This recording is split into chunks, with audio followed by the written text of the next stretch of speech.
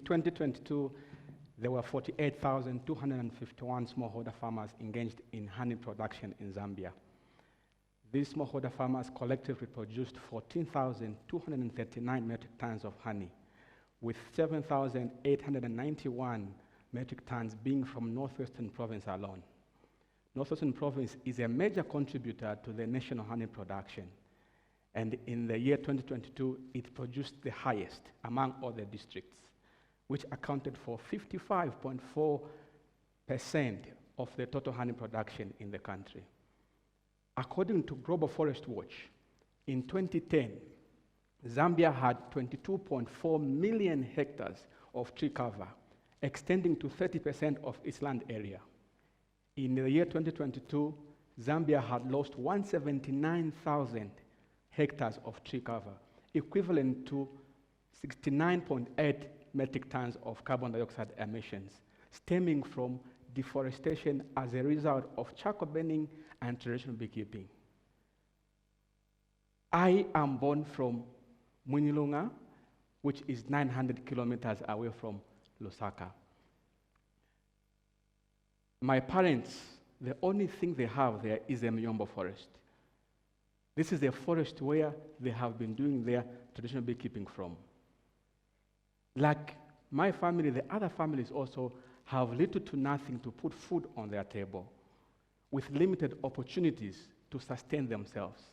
The major thing they have is the Miyombo forest, where they can do traditional beekeeping from. Traditional beekeeping is a model where a farmer cuts down an indigenous Miyombo tree that has taken 40 years to mature. A farmer will cut it to be able to make one bark hive. A bark hive, on average, is equivalent to destroying 3 Miyombo trees. And the bark hive can only produce 8 kgs of comb honey. And it's also that when he cuts this Miyombo tree and makes this bark hive, he has to hike it 5 meters into the tree. This activity is risky and is labor intensive as well. That means that the women in these populations, the elderly ones and the youths, are excluded. In 2018, Wuchi Wami was established to work with the smallholder farmers to substitute this unsustainable way of beekeeping, substituting it with a modern top-bar beehive that is made from pine wood. Pine wood is easy to plant.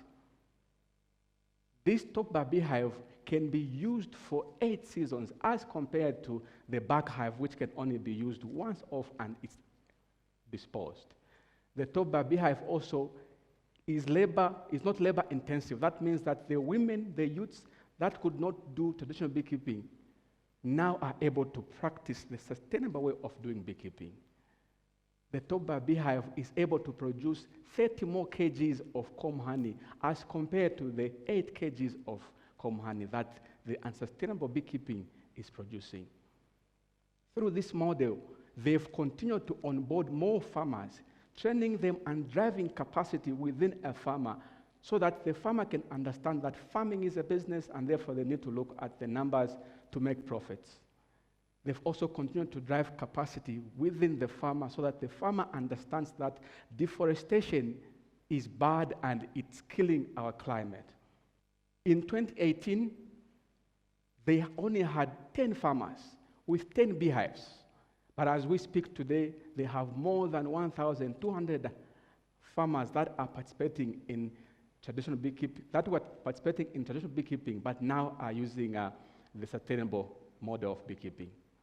These farmers have been impacted, improving their livelihoods from as low as earning $3 per month to as high as $48 per month, which is a good thing for the local people.